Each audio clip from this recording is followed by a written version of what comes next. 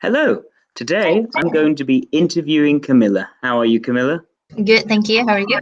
I'm all right. Just been this networking seminar, just a bit, bit exhausted at the end of the day. What have you been up to today? Just kind of recovering from my flu. And I did some singing practice because I have my singing lesson tomorrow. Oh, I have singing lessons. That's lovely. How long have you been doing singing lessons for? Only for about a year. Okay. And when did you decide you wanted to take up singing? Do you want to become a professional singer? No, I think it was this kind of point in time where I kind of had this life coach, and I felt that he didn't recognize like the lessons I've learned from life, and he thought that I was like a failure or something. And I was like saying that, how come I've always sort of like needed someone like an authority to kind of validate me? And I was like, I don't need anyone to validate me. And I decided like a lot of the things which I really wanted to do in life, I didn't do it because I kind of didn't get that sort of like um I don't know, confirmation that I could do it. And Mhm. some of those things which I wanted to do was like singing and playing the piano. So I was like, screw all of you, I'm just gonna go ahead and do it. So I applied for lessons, and that's how I started. Okay. So this is something you've wanted to do for quite some time. Hmm. What made you get a life coach in the first place? It was sort of kind of accidental because um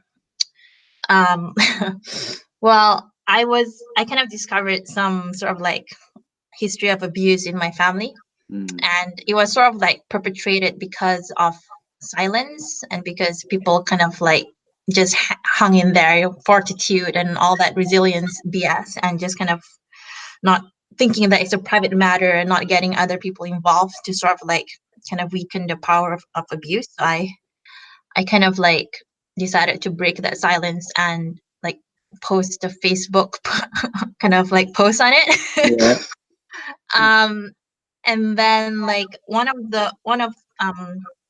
my favorite Facebook friends. I don't really know him per se, but he's like kind of more elderly, and he's kind of like very philosophical, very kind of like into martial arts and all kinds of like metaphysical sort of work. He kind of helped me through that kind of period, Mhm. and so he kind of slowly sort of started becoming more and more like my mentor. Um, Okay. so we sort of like have this thing around where he wanted to be my kind of mentor, I wanted to be his mentee, and so it kind of like continued, and we started having regular conversations. Mhm. So yes, it was accidental. I see.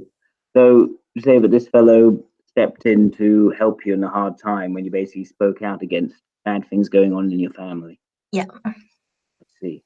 Um, is it um, is it okay for you to tell me a little bit about what sort of abuse this was, or is it the sort of thing you shouldn't be saying in a public interview?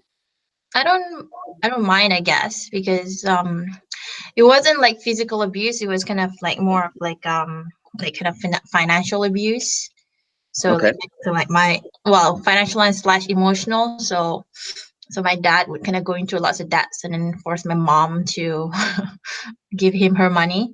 Mm. Um, and it kind of happened to like, I mean, he's just really bad with the money. And although he is in a job that has like lots of income, like he just kind of spends it all on like things that would, I don't know, in my interpretation, like get him friends or get him like a following and that kind of stuff. And then he won't have any money, because income is dependent on clients, and so you don't always have consistent number of clients.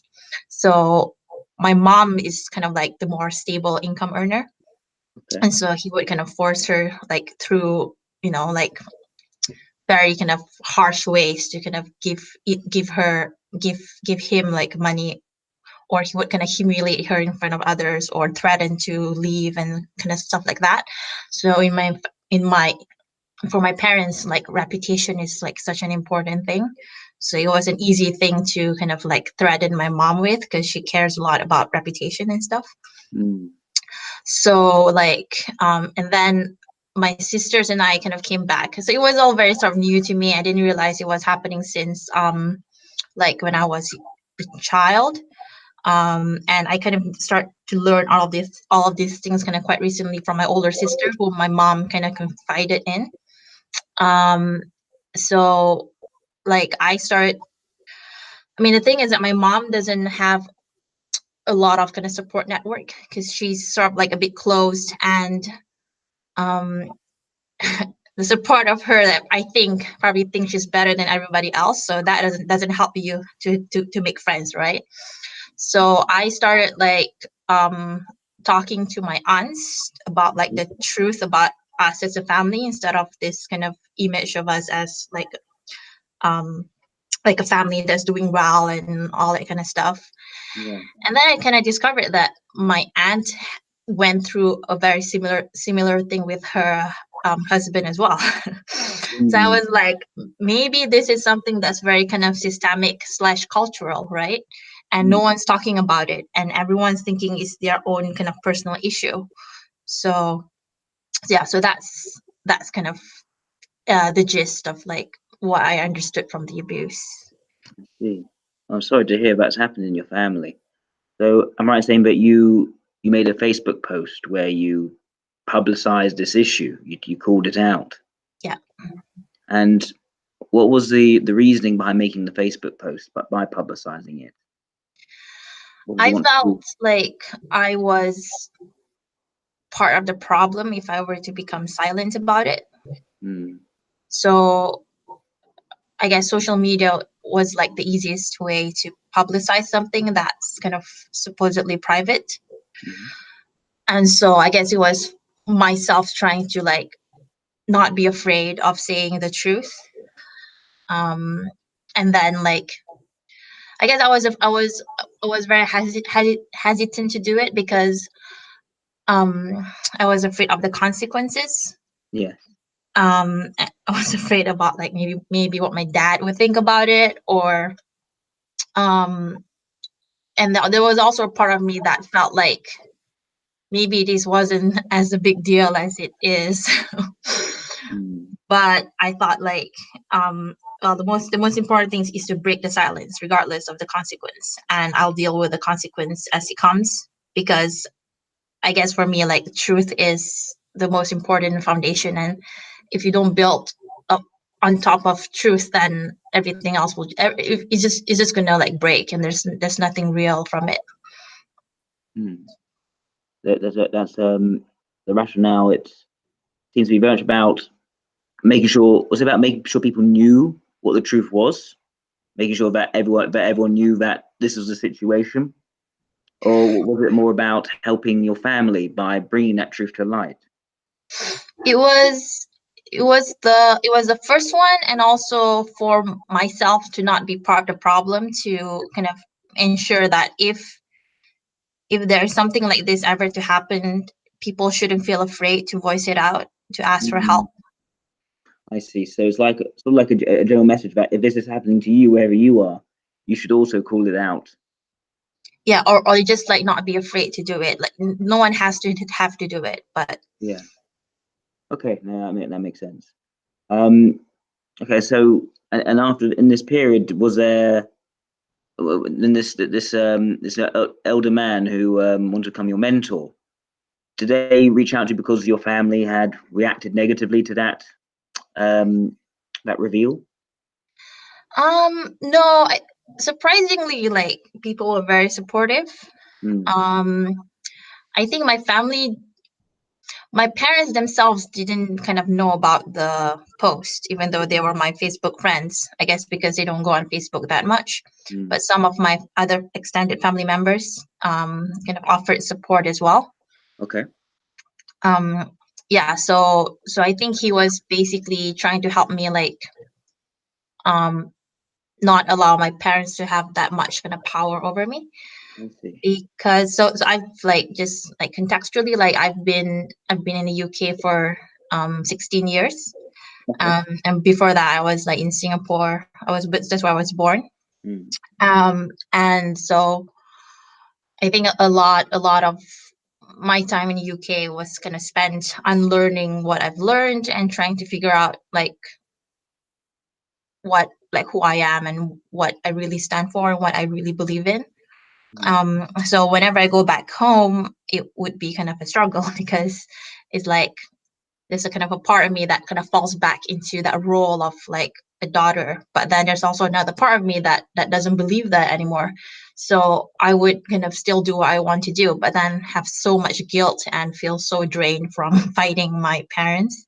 Mm. So I think he was helping me through that as well, to So like not have my parents have that much power on me whilst I was there. I see. So just to confirm, so your parents live in Singapore, and Mhm. you spent the last 16 years in the United Kingdom. Yes. Do you mind me asking how old you are? So I'm 32. I see. Okay, so around half of your life, well, exactly half of your life is spent in the UK, and and most of your childhood, the first 16 years of your life, are spent in Singapore as the daughter of these parents. Yes. Your parents. Okay, I see. So for you, it's been sort of like a journey of growth and discovery, living away from your parents and trying to find yourself in that. Hmm. Okay, that makes it that's useful context for me. Thank you. So what was it? So you said that the dynamic became less than what you'd liked, but it became more about a lack of approval.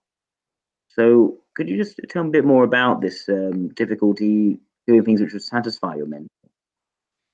So with the mentor, it was I mean, it was a difficult period anyway, but I was also kind of like I was dating this guy, and so the bit which I didn't understand from my mentor was basically his point was that because I've never had a previous relationship where the breakup was like amicable, Mm-hmm. that that that portends that the current relationship that I'm kind of working on would be like a failure. Mm. And that makes no sense to me because yes, my previous relationships didn't end well, but I learned from them, right? Yeah. So it didn't mean that my next relationship would be a failure.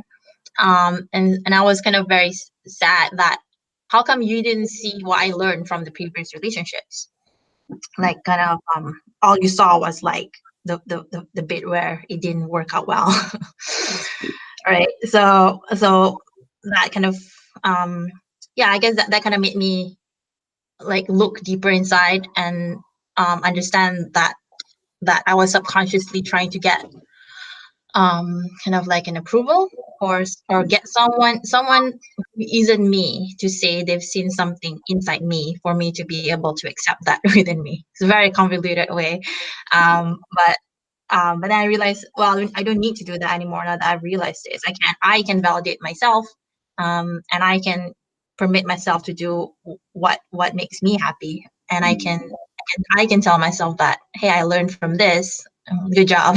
Okay. That's good to hear. And was this is this mentor? How long was he your mentor for? Oh, not long. Maybe like 3 months max. Okay, because it wasn't a very long process. It wasn't okay, fine. So it's more. It only took a few months for you to realize that this wasn't quite working for you. Yeah. Okay, and in which case, doesn't mean that this incident about posting on Facebook was that quite recent then? No, that was in I think January 2018. Okay, so yeah, a year and a half ago, Yeah. just about. Okay, so now that you've sort of recognized this ability to validate things in yourself, have you been thinking much about what you'd like to do with going forward? I think that's still very difficult for me, trying to understand what I would like to do. Mm. Um, yeah, it's really hard. Um, I have some ideas, and sometimes even the things which I want to do, like singing, for example, I still feel kind of very disheartened sometimes. Like, oh, what's the point of doing this? Because obviously, I'm still not very good. Um, and when you have kind of like lessons, then you are accountable for, to do certain homework and stuff like that. And I'm not like always the best at doing it like diligently. So yeah, so I think yeah, in general, it's very difficult for me to know what I would like to do. Okay, so just to confirm, what exactly was the area where you were seeking validation? Was it a question of your competence of doing work well and diligently? Was it more a question of whether you were doing the right thing in terms of a value judgment? What exactly were you looking for to be validated on? I think the second thing you said was probably the foundation, and then the first thing you said would be like kind of like what would come from the first thing. So like I had a very religious background, and I was sort of like deeply kind of like spiritual for a very long time, and I've always felt like I needed God to like tell me what I need to do. And then if he says like this is what you have to do, then I just have to like do it to the best I can, and shouldn't really matter if I do it well or not. But obviously, to be honest, like it really matters to me if I do something well or not. Mm. So I think part of the, I guess, conundrum or dilemma regarding what I need to do is kind of based on will I be successful in it, if I'm honest. So yeah, and I do just want to like uh be at the stage where maybe if I'm really enjoying what I'm doing, I wouldn't be so, I guess, sensitive to like my competence level or how I compare to others. Ideally that would be the case, but I'm not there yet. So, what would you say are the things which you now know that you are good at doing? Where are the things where you tend to still have a difficulty in assessing your level of competence? Um well, I guess it's sort of getting harder for me to assess that, because like for example, like when I was at school, I could compare my grades to others, right? Mm. But this is like real life now. You can't do that. And I'm finding that like when I work in kind of firms, it's like it isn't always about your competence in, let's say, analysis or something. It's kind of the relationship you build with the senior managers who are going to advocate for you and get you promoted, right? So it's kind of difficult to sort of like use promotion as an example of like as a very good indicator of competence, because I've actually seen the opposite, and sometimes it's all about schmoozing, and maybe those are the things that are being measured. So I'm finding like it's kind of, it's difficult in life to see like what I'm good at based on these external kind of markers, because the criteria to achieve those aren't always what you think it is. Yeah. I've also kind of like, I suppose to my own detriment, played that game as well. Mm. So when I was at university, I was pretty depressed because I was still trying to figure out who I am and all of that stuff. And so like I couldn't focus in my studies. Mm-hmm. So I decided like, okay, well, this is the system. The system is that they're gonna take 5% of my first year, and then 10% of my second year's grades, and then the final 85% will be in my third year. And then so I was like, I've sort of like eight no I've like 7 or 6 modules. So I know that the one with the biggest weight would be my research subject, and then the rest would kind of just be like 0.5 units.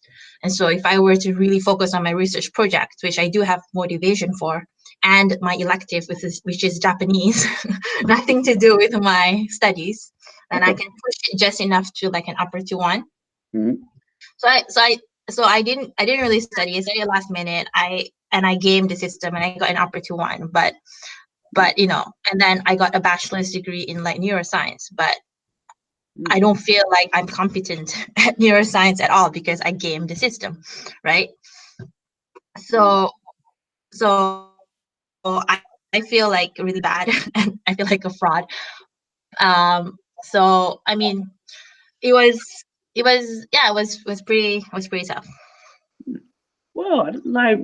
Okay, so basically, you understood the system, and you essentially worked as hard as you needed to do to get the grades which you wanted. There's, I mean, there could be situations, for instance, where people could work really hard but not game the system, actually get a far lower score than they would have wanted. Would you have soon have been in that situation? So would I what? Would you have soon have been in a situation where you had worked very hard, but you hadn't really gamed the system, and so you actually got a far lower score than you really felt you deserved?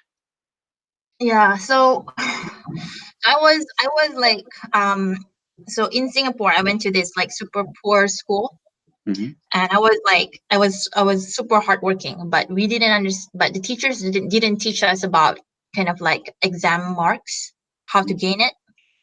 So so basically, like, let's say you wrote the word diversity, you didn't write the word biodiversity, you wouldn't get the mark, right? Stupid things like that.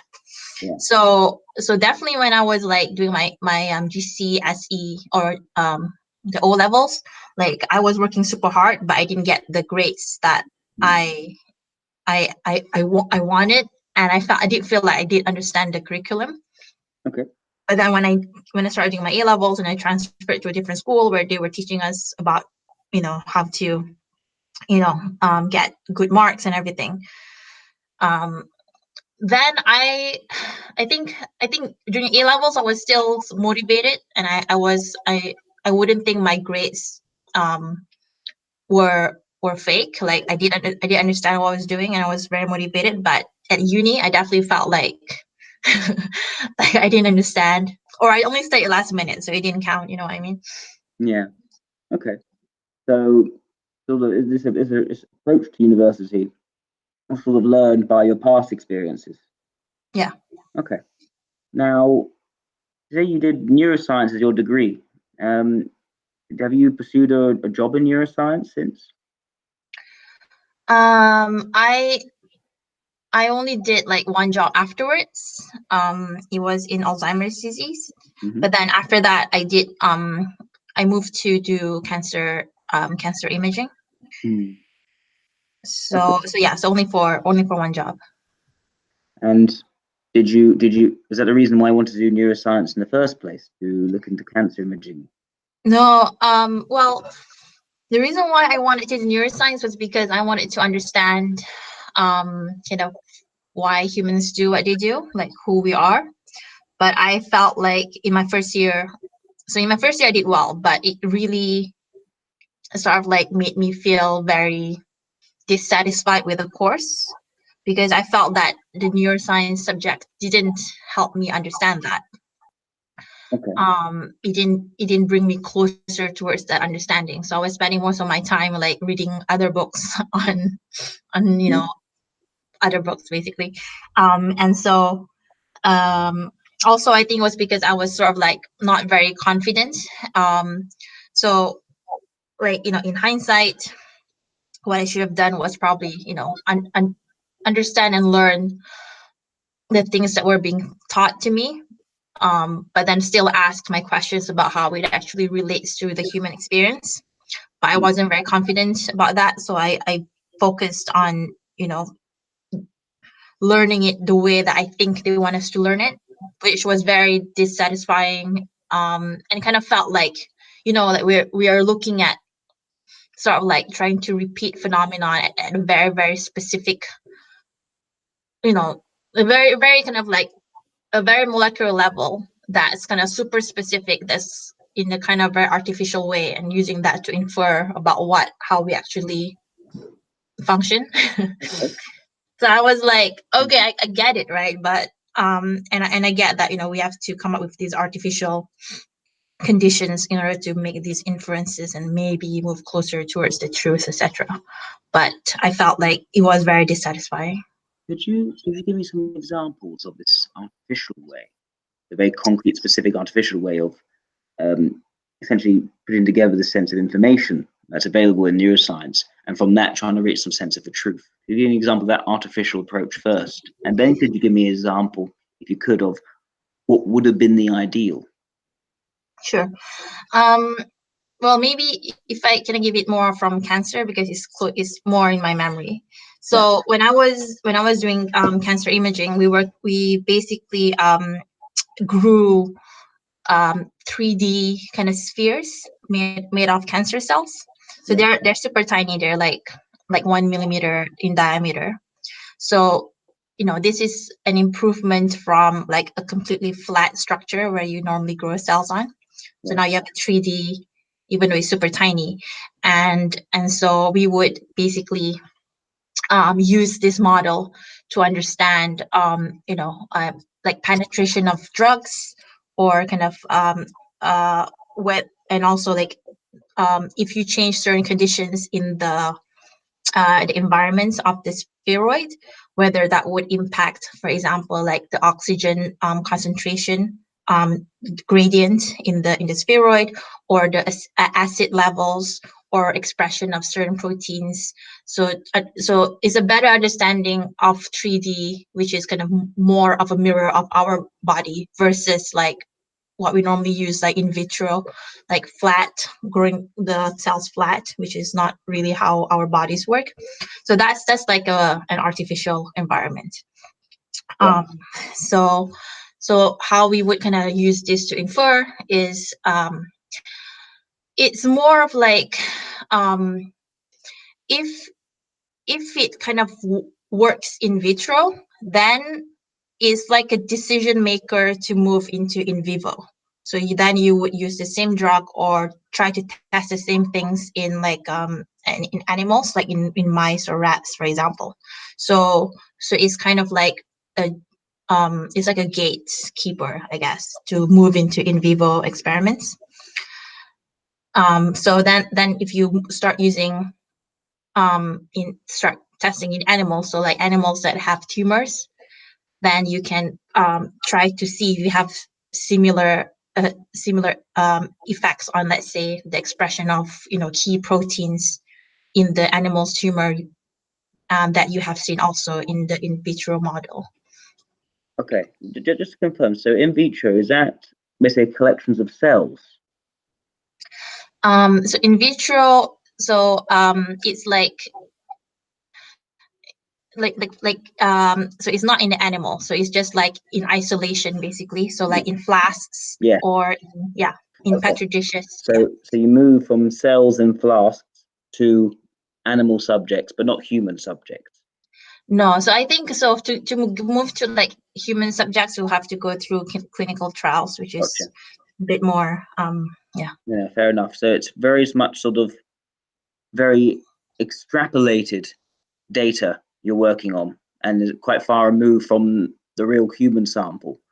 So what would be the ideal way of teaching you this, the idea way of giving you this idea of a truth, how the mind works? I'm not sure if I know, I guess, but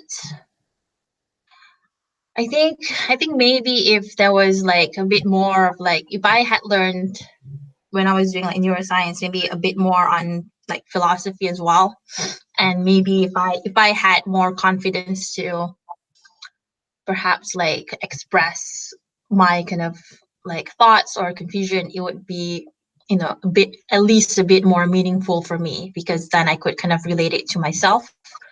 Because I feel like at that time we were primarily looking at understanding different functions through kind of like through diseases. So let's say we have an injury, therefore it means that this is important, or this is related to something, right? And then of course we have all the whole thing on molecular biology, which is super interesting on expression, but it just felt so kind of like it felt kind of removed from myself. But to be honest though, like when I was doing the whole last minute study for the exams, I was like, hey, this is so interesting. I wish I paid more attention in class. So I guess there's so I guess I am probably just contradicting myself. Yeah. That's okay. So we're saying that the examination material was more interesting than the actual learning of the subject matter during classes.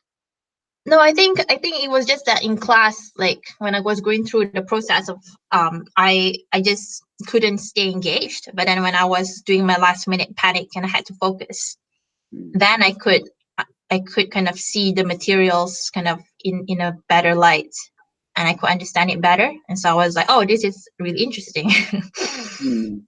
Okay. So what were you doing most of the year when you weren't working? Where did your interests go? Like this year? Yeah, or well, just during your years of study? Oh, when I was at university? Yes. So I went to a lot of kind of different spiritual groups, like meditation groups and stuff. And I was reading a lot of books on like spirituality, different religions. Yeah, so it was that, and also I was really into like Japanese animation. So I was part of the Japanese Anime Society at university. So I did invest a lot of kind of time and effort into that. I see. What hobbies and interests do you have now? Well, I'm doing singing. I do like, well, the thing is like what qualifies as a hobby, right? Because like I've been trying to like compose music, but I don't think I've spent enough time in that activity to qualify it as a hobby. Um, um, I what else I do? I play video games, but the kind of video games. Well, that's not true. I do play video games. Even though my most favorite video games are kind of like collaborative, and I need someone else to play with me, but no one else would. Um, or what are the hobbies? Yeah, I watch lots and lots of YouTube. Okay. What do you like to watch on YouTube? Yeah. So I like to watch like videos on kind of personality typing because I'm trying to understand the functions. And I watch like kind of the funny satirical ones like PewDiePie. And I watch lots of tarot videos. Because sometimes I feel like only tarot readers understand how I feel. I know it sounds super lame. The other thing which I do, because so like I also try to read like tarot cards and stuff. So watching them interpret cards in different ways and in their own ways kind of help me kind of, I guess, expand my kind of like skill set in terms of reading tarot cards. Okay. And what first got you into tarot cards? Yeah, that's it. So sorry, I didn't hear it. What first got you into that? What? Sorry? What first got you interested in tarot cards? Oh, okay. I don't remember, to be honest. Yeah, maybe because my sister received a box of tarot cards from her friend, and we were just kind of like playing with it and kind of using it to like you would ask questions and then you would use a tarot card to answer your question, and it was like kind of fun. And then yeah, I'm not sure how I got into it, but maybe there's a part of me that sort of like, I don't know. I think for a period of time, it was almost like YouTube was like my only friend. I felt like either the YouTubers were the only people who would understand like how I feel, and also like the tarot readers on YouTube, like I don't know, like somehow I just felt like they understood like what I was kind of going through and stuff, through the interpretations and everything. So maybe that was kind of, yeah, I don't really know how I got into it. Okay. Do you have many friends now? I have lots of acquaintances, I think, but I don't. I would say that I have a very small number of people I consider as friends. Okay. And what sort of process do you go through by which you know who's your close friend and who are your acquaintances? Um, I think I'm probably at a stage right now where, um, it's not the right metaphor, but it's kind of like you have a board outside your shop saying kind of like closed or not hiring or something. Mhm. So I'm not really looking. Yeah. So I guess my friendship has sort of like field has been closed for a while, and I'm just talking to you makes me kind of realize that. Um, but to answer your question on the criteria for friends, I guess being able to sort of like disclose things at a deep level and still feel like that person respects you and supports you and will be there for you. At the same time, also kind of having similar values to you. Mhm. So, as an example, like recently, someone whom I thought was like a super close friend of mine kind of gave me a shock because we were discussing something which was kind of very important to me. And one of his responses was like, justice doesn't exist. And that really angered me because I'm like, well, justice doesn't exist because you're not looking for it or you're not trying to actualize it. Therefore, justice doesn't exist, right? Because this was like a sort of situation where I felt like, you have the power to ensure fair compensation based on someone's ability contribution to the organization, and for you to just say justice doesn't exist, to not even try to do that, it really angered me, and it kind of made me feel like, how can I be a friend with somebody who will not seek out justice, who will not try to kind of do what it takes to kind of try to find fairness or whatever. So I think that really kind of shook my, yeah. So it shook me enough that I felt like maybe this person isn't really my friend. Okay. Now, before this confession of your friend, um, did they act in the way which suggested to you that they didn't believe in justice? So um I don't know, like, because maybe, so yes, so I think yes, that has been the case, not in a very kind of like in your face way. So for example, like my friend had been in like this really bad relationship with his now an ex-wife, Hmm. but he's not settling it in a way that is fair and just kind of giving her everything just so he could kind of end it kind of faster Mm. instead of fighting for what's fair. And I always kind of like sort of interpreted that as, maybe he's just tired after such an abusive relationship. Maybe he's maybe he's, he doesn't care that much about, he just wants to have like peace in himself, that he doesn't want to engage too much in the legalities and things like that, even though, if you look at it, it's not fair, right? At the very least it should be 50-50. Why are you giving her everything just because she demands it? It's ridiculous. Because for me, it's like, to allow someone to behave like that is just kind of like, contributing to them continuing to behave like that in the future, and then to others who might not have as much ability or kind of power to defend themselves. So I've always sort of assumed that, okay, maybe he's not being just, but he's not being just kind of to himself, because he's, because of these circumstances where he's very tired. And that otherwise, if it was someone else, if it was me, he would have fought for me, right? If it was, because sometimes like people have this kind of cognitive dissonance, that even though they won't really kind of fight for themselves, if they see their loved ones or their friends getting hurt, they would kind of help that the friend, Yeah. defend the person.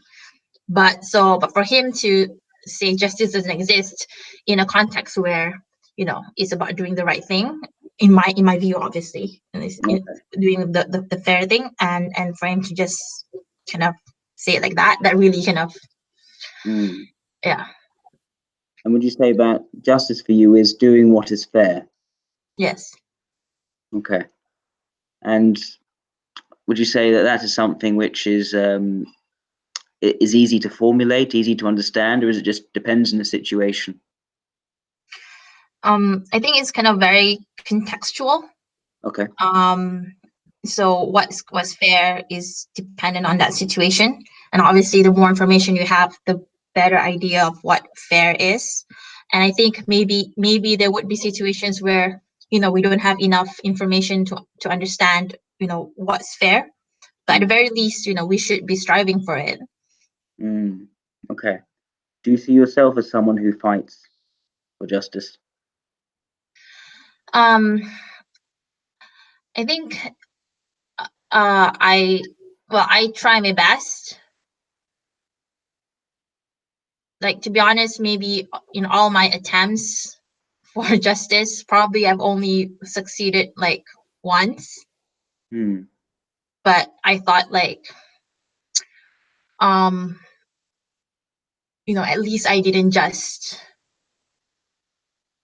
allowed it to happen to me without fighting back, like, at least these guys know that they can't just do this to me or others and nothing will happen to them, even if I failed at it. So would you say the important thing is having the belief rather than necessarily the action? No, I think action is, I guess for me, is that if you believe it, then, and you don't do anything, then the world still won't change. Okay. So it's important to move from belief to action. Both are important.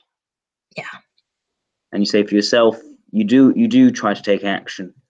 Is the amount of success is more of a hit and miss. Yeah. Okay.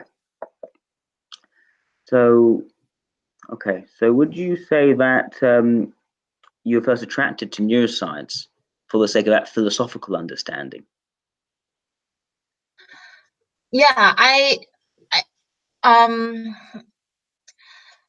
just find it like so interesting. I saw this kind of documentary where the person was explaining why we do certain things, but also being able to correlate that to our physical makeup. So for me, having that kind of consistency of explanation across multiple dimensions is very interesting, and something that I kind of, it would be like if I could understand the world, like, in a way which is kind of more, I don't know what the word is, like more unified or more kind of consistent across all the different frameworks of explaining how we do what we do. That would be like great, because I think, like, we have like disciplines which are sort of separate from each other. I guess my belief is that, at the end of, truth is kind of one, even if we use multiple languages or we use different kind of ways to approaches and stuff. So if I could kind of understand it at a way which sort of like kind of links together all the different explanations, and that would be very kind of meaningful for me. Okay, that makes sense. Would you say that the home you live in, would you say that you're very tidy? Well, maybe like 50-50. 50-50? Okay. Would you say that you're very aware of how tidy, how clean your room is? Yeah, I would say I'm aware of it. And would you say you spend more time in your head or more of the time in your surroundings? Oh, definitely in my head. Definitely in your head. Okay. What would you say are the things you tend to have most difficulty doing? Well, I guess recently it's turning my kind of aspirations into action. That has been the hardest thing for me. Okay. Could you explain a little bit more about that?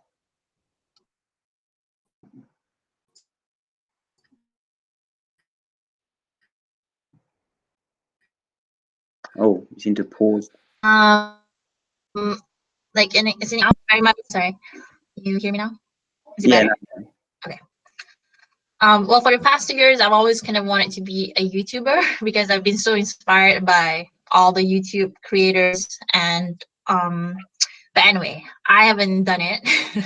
Okay. I've given, I put a lot of pressure on myself, and I have different ideas and skits in my head, but it's kind of like in progress at best.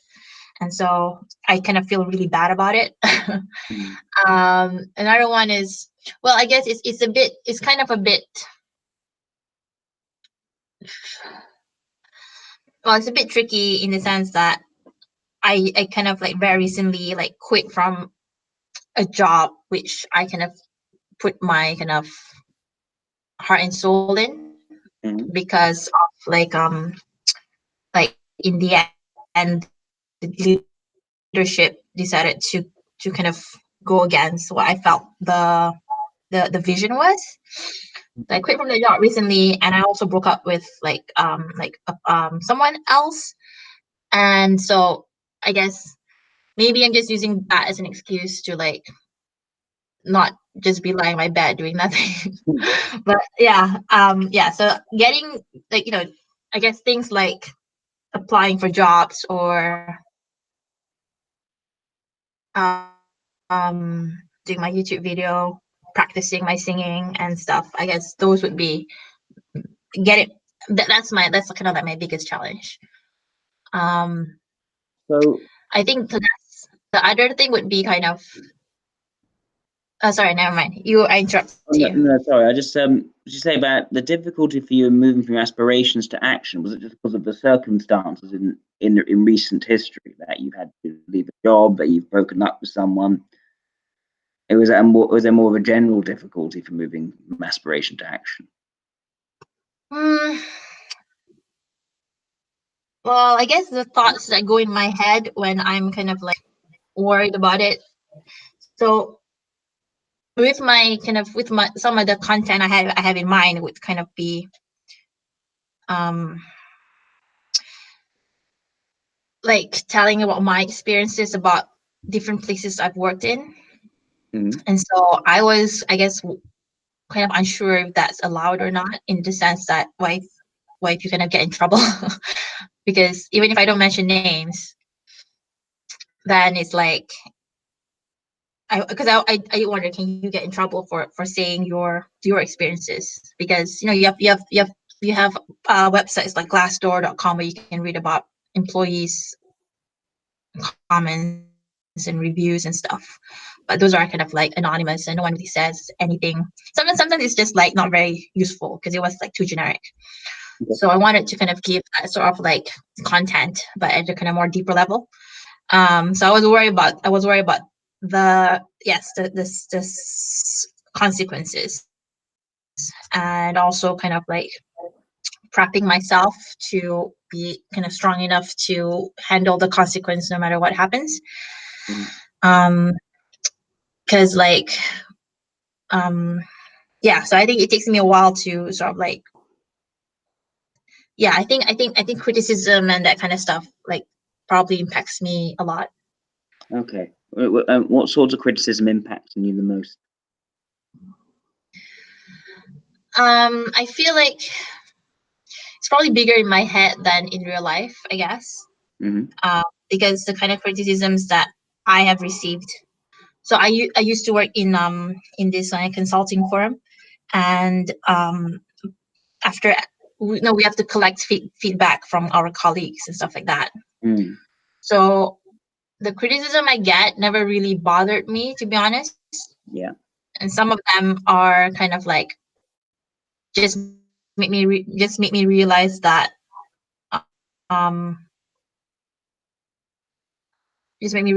hey, like I don't just because someone criticizes me doesn't mean they're correct. So so that's what I'm afraid of. I'm afraid that that the content I put out would be called like like, I don't know what the word is, like untruthful, or that I was saying something wrong, or that I judged something that is bad to be like good, or good to be bad. That was so I'm afraid of like being wrong and showing like an error in judgment. Okay. So you say that there are things that you want to do, specifically with a YouTube channel, but you are holding back from actually doing that, making it happen, because you're worried about what might happen if you do. Yes. I think there's another thing which is like sometimes I go through this kind of cycles, like, and it's more intense than normal, where I kind of like just dislike how I appear like on camera and stuff. It's like yeah, it's sort of like, you know, when you're when in singing class, right? And then my teacher tells me, okay, sing using the microphone, and then I hear my own voice and I'm like cringing all the way. So is that kind of like yeah, getting to a place where I don't cringe at myself. Okay. Do you think about a lot about how you appear to others?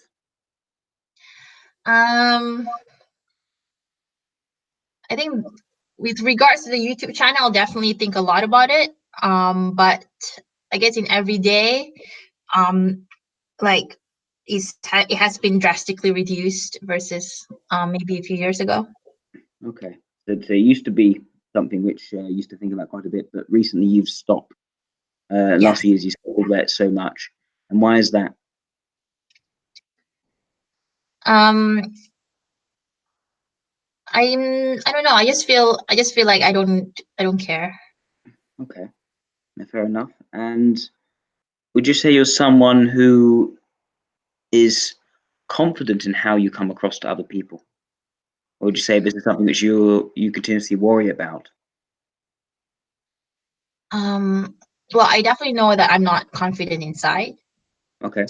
I definitely know for some people I seem very confident, Mm-hmm. but I'm sure for others, like I don't seem confident to them. So yeah, I'm not sure what the overall answer is. Fair enough. And when you meet people, do they tend to like you, or is that something you've had difficulty with?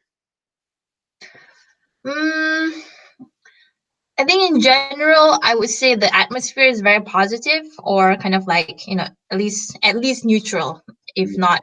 I think for the people that I don't get on, or I won't kind of gel well with, like I don't even bother. Yeah. You know, it's like I'll just go to talk to somebody else, right? Because I guess for me, it's like, you know, we're all here to have a good time. Why are we trying to force like a conversation if we know we're not gonna gel? Okay. So yeah, so I guess like if even let's say like I guess it took me a while to have that kind of confidence, if that's the right word. Like Okay. I guess if I'm at a party and I'm not enjoying myself, I would just kind of like say bye to the host and just go, because I mean like some like I would before I would probably like feel like I'm obliged to stay around, I see. but now I'm just like yeah. And would you say that you are quite confident in knowing when you're gelling with someone? um so I don't really have like strong external markers. I would say that, you know, if the conversation is flowing, then that's a good sign. Um, and let's say you contact them afterwards to hang out and they respond, that's a good sign. And if they don't, then they don't. You know, I'm very reliant on these external markers. Okay. So what do they do as a result? Yes. Okay. Okay, that makes sense. Okay. Would you say that you are someone who is able to assert yourself on others if you need to?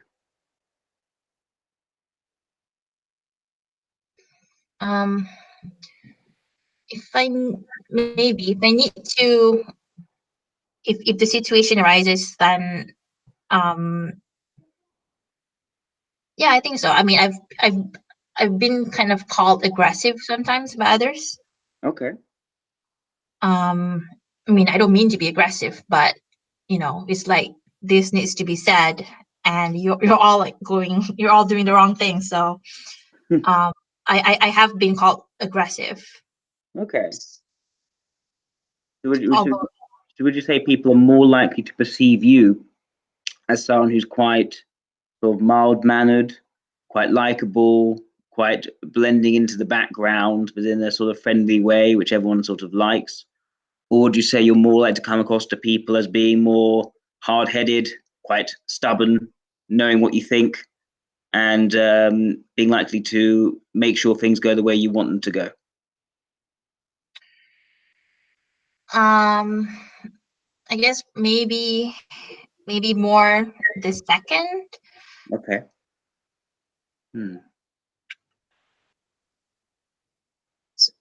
I guess like I mean, I don't think I piss people off that much. No, don't.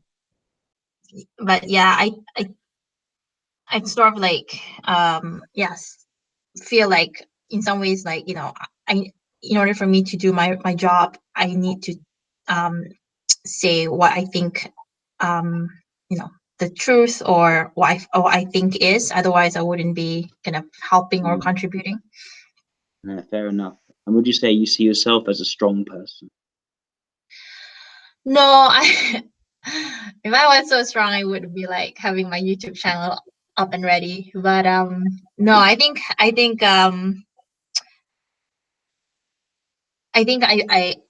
do my best to like do what I think is according to my principles, but it takes a lot of kind of like yeah, it takes a lot out of me. And I mean, I've been called like people have called me like strong. Mm-hmm. But then I guess at the same time you would think that it's very rare for someone else to call other people weak if they feel they're weak, right? Yeah. So you only hear it when you're doing well, but you don't hear it when you're not doing well. So I'm not sure if that's a good like a good way to assess my actual abilities. No, fair enough. Fair enough. Just had the question here, top of my head. Something it was again. Yes. What would you say are the qualities which you don't have, but which you greatly admire in other people? So I guess I say like I admire like my sister a lot, because it just feels like she's kind of like successful at everything I'm bad at. Like making money and having networks, and like kind of being very action oriented kind of thing. I guess the things which I admire, like I admire people who are like self-disciplined. I admire people who are very kind of witty, are very good at saying like ideas, describing those ideas, describing very complex things in a way that helps others kind of understand it at like a fundamental level, like being able to kind of lay it out and kind of show like how what it actually is, and like the impacts of it. I admire kind of like I guess like comedians, like I don't know, Jon Stewart, I guess. Improvisers. I did improv theater for like 6 years. And so like I guess the thing with like when you do improv, what you really learn is like when other people are doing improv well, and then you can admire that. Yeah. So what is it about Jon Stewart that you really like? So I in general I kind of find him like well I guess he came first to my mind because there was this recent thing where he was kind of trying to get a bill to help 9/11 victims. The kind of essentially my interpretation is that it's like a public sector workers doing their jobs to help the event when it happened, and then they suffered all kinds of different I guess ailments from it, and he was kind of basically championing the cause to kind of get medical help from them for a few years, and then finally he kind of was able to succeed. But then I think before that, he was like the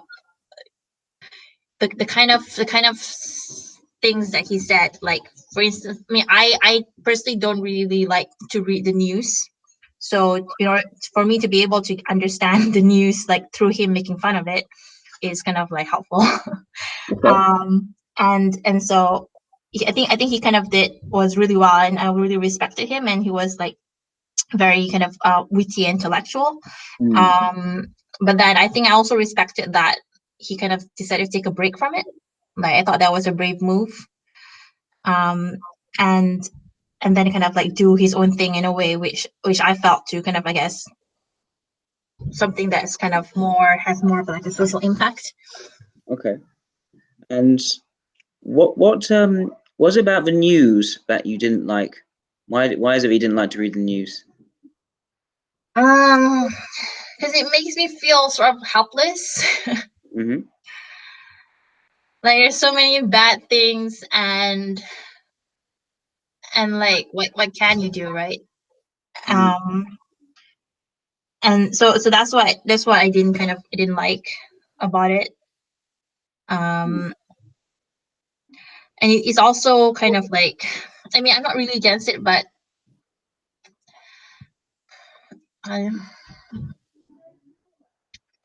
yeah, I guess it's that, but also because like when you stop watching TV, you don't really seek out like news. You know what I mean? Yeah. What would you say that you seek out instead? I guess my primary entertainment has always been YouTube. Okay. So it would kind of be entertaining stuff that kind of engages my attention. Okay, fair enough. Would you say that would you say you don't tend to go looking for factual information then? Like ordinarily no, but in my line of work, is something I do like a lot. I don't have problems doing it. So I work in like strategy / management consulting. So there's lots of analysis happening. So definitely it's all like super factual stuff. Okay. And when I do it for a certain kind of purpose, or when I'm digging information, trying to uncover insights, that's super interesting for me. But I guess like in my everyday, like I don't really seek it out. Would you say that when you find new information, it's very easy for you to change your mind? About what? Say you've reached some sort of conclusion, made some sort of decision. Would you say that it's easy for you to then change your mind on that decision? Maybe not change my mind per se, but kind of I would put it in the now doubtful bucket. Okay. So I'd be like, oh, this doesn't add up, so I have to do more research on it. So sometimes sometimes the reason why like I have to work so hard is because like everything's doubtful, and I have to keep rechecking the facts and stuff like that. Okay, so it's actually quite hard for you to reach a position of certainty on most things. I think most of the time like it's not too hard, because I think a lot of the time I tend to find the kind of like things leading to that direction. But I think but I think like the overall stuff isn't hard, but once you get to specifics, then I do have to like keep checking. So for example, like this is the state of the economy, but if I have to kind of check the actual facts and the actual figures, right? Then one source would say this is the figure, the other source would say this is the figure, and they're both having two different ways of measuring it. Yeah. So at the end of the day, sometimes all I have to do is really just cite both sources and explain why they're different, but the overall story is still the same. And is it something that you enjoy doing, or do you find it very draining? I enjoy doing it, but what I really hate is like having to like write the report. Okay. And why do you hate writing a report? It's that moment of like putting ink on paper that kind of gives me lots of anxiety. Because is it because you're doing something which can lead to consequences? It's, I guess, putting ink on paper, like, in the process of the drafting, not so much consequences yet, but it's kind of like, this is like the moment of truth, because right now it's all in my head. Once I put it in paper, would I see like how stupid my thoughts are. Say you doubt you doubt the conclusions that you reach. Yeah. You doubt the truth of them. Yeah. Okay. But I have to do it anyway, because I guess that's like one of the best ways to refine my thinking. Okay. Fair enough. I think I've asked almost all the questions which I can ask. I know it's gone a bit longer than normal because I had a little bit of difficulty, but I think come to this point, I think I can narrow down 2 to 1, hopefully. So shall I tell you what the two I've spent most of the interview thinking about are? Okay. Okay. So I thought it's reasonably clear that you'd be someone in the beta quadra. So beta, usually it's a quadra about well, a sort of struggle with the outside world in some degree. The idea that you want to pursue certainty, you don't want uncertainty. You don't want to keep options open, but more aim towards things which are clear, which provide that sense of truth. There's also elements of fighting and struggling for that truth. But what seemed to be most of an emphasis was this idea of a sense of spirituality, a more philosophical understanding that was very clear, very certain, without the sense of possibilities. It's why I say within beta quadra, a beta introvert would make most sense, because it's those types of most push. Introverted intuition, which is the idea of narrowing down the range of possibilities, those areas of, well, the almost certain inevitable outcome, the vision, as it were. And I remember you said that you actually left a company because you didn't agree with the vision anymore. Yeah. And also introverted logic, the idea of trying to make sense of the things around you in some sort of clear, internally consistent manner. And it seems that those two things seem to be the things which, where push came to shove, those are the things you prioritize the most. And your difficulties in at least one of your relationships is where you realize that you didn't share the same values, the same way of understanding the world.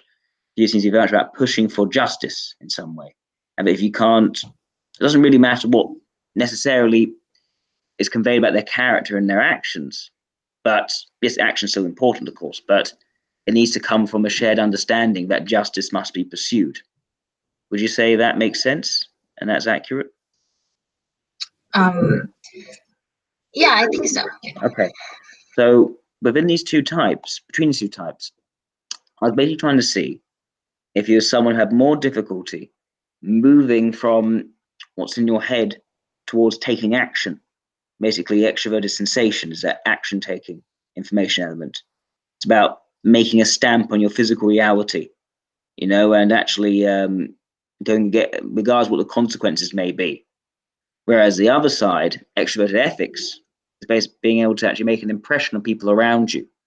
Think about how you come across to other people, be likable to other people.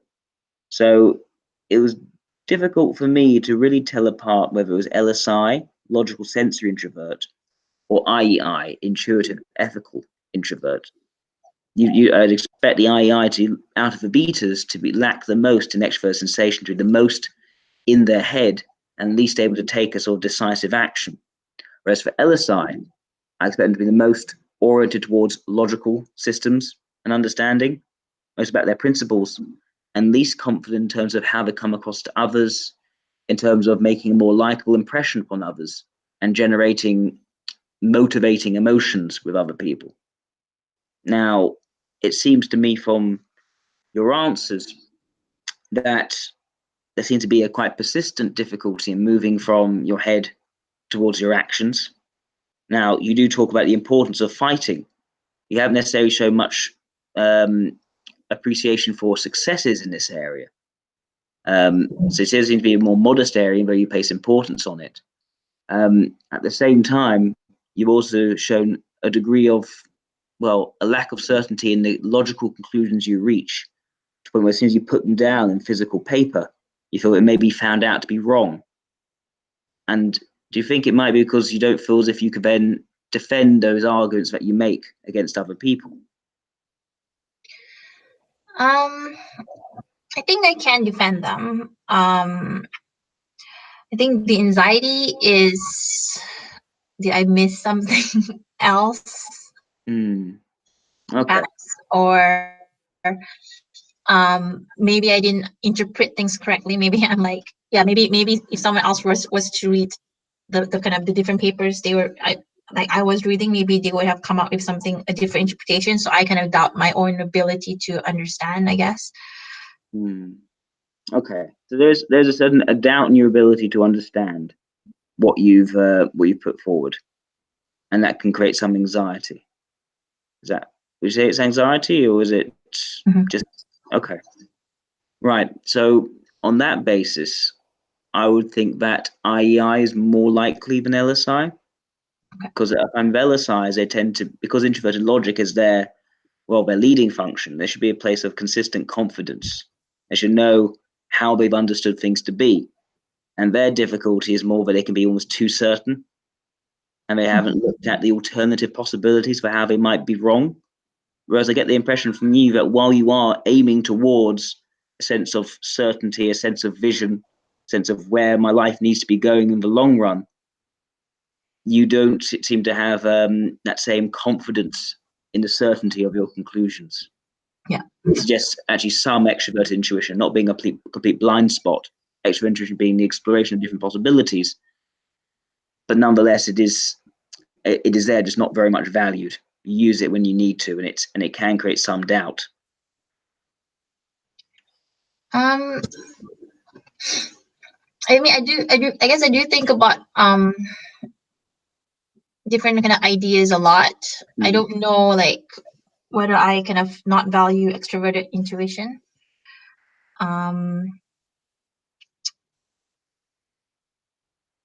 I guess I don't know the difference so much between NI and NE. Like, I tend to conflate them, I think. Yeah, basically what I'd expect for someone who's an NI leading type, right, is that so that they should be very much focused on their mental wanderings, thinking about where things are going, what is meaningful, what essentially comes across them as transcendent, more important than just the day-to-day humdrum, if you see what I mean. So avoiding triviality, aiming towards the profound. But that'll be also very much their values. They still have access to extrovert intuition because they still be able to consider alternative possibilities. They have that general imaginativeness, but they would see, once they find their vision, alternatives as being distractions from the vision, as being essentially a waste of effort, or going off course from what is of importance, what is a signal through the noise. Whereas imagine someone who's more extrovert, intuition oriented, the exploration of the different possibilities is what's valuable. Right. Yeah, in that sense, in that case, then yeah, I think I'm probably more an I than an E. Yeah, no, that certainly came at any interview for me. It was more a question of which of the two beta types, to types which push, or beta integrators, beta introverts, the types which push introvert intuition, introverted logic the most, out of the two, which one you were.